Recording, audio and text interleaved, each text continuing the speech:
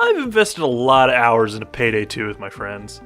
More than I would like to admit, but it's a fucking fun game. Although, honestly, the game is pretty much run and gun or sneaky sneak.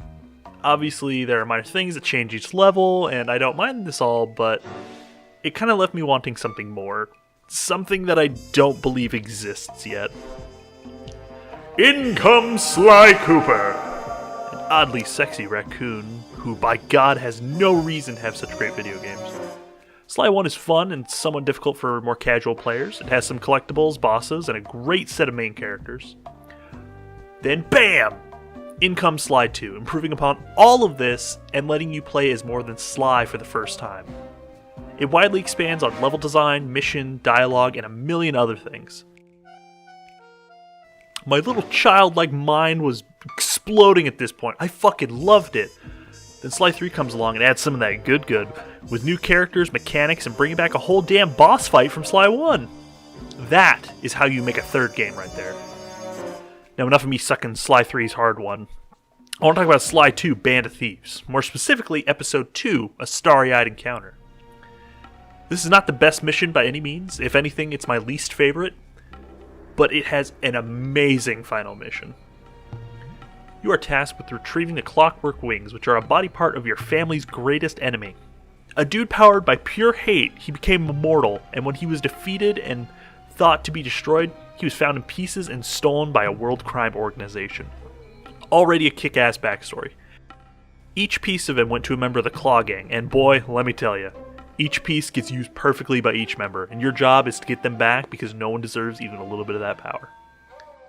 In Episode 2, you are pretty much up against Rajan, a spice lord, drug dealer, who has amassed a vast wealth and the clockwork wings, which he has mounted on his palace statue. Cool, I don't judge, but these indestructible god wings, you're just gonna mount them onto a bronze statue? Alright. Is this dude compensating for something? Does he know something? So with that said and done, you are tasked with the challenge of grabbing the wings while a party is going on in the main ballroom. You obviously can't just waltz in and pick them up, or there wouldn't be a game. So you sneak in, earn a dance with an undercover cop, make a ruby chainsaw, and destroy a helicopter. You know, as you do on a Friday night. All of this leads up to the greatest final mission I have ever played. It really feels like a dozen things are all going on at once to form the perfect heist, and I love it.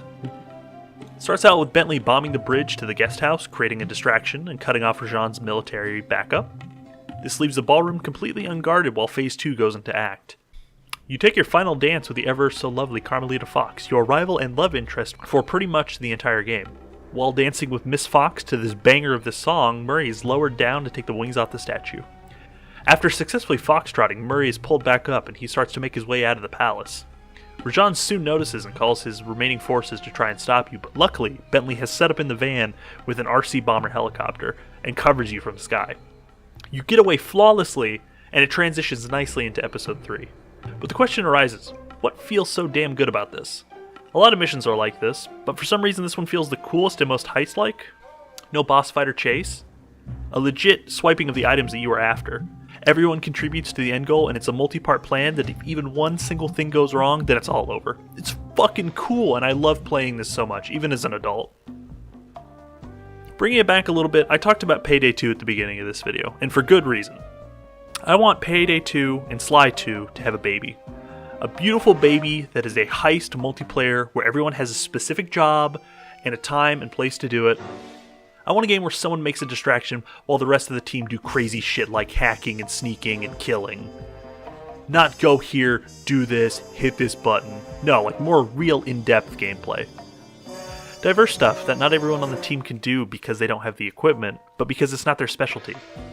It's not why they're on the team. Every member has a part that adds up to one big beautiful gem of a game. Like in Sly Cooper. Just multiplayer. Because as fun as it is playing these missions, doing it with friends would make it a lot better.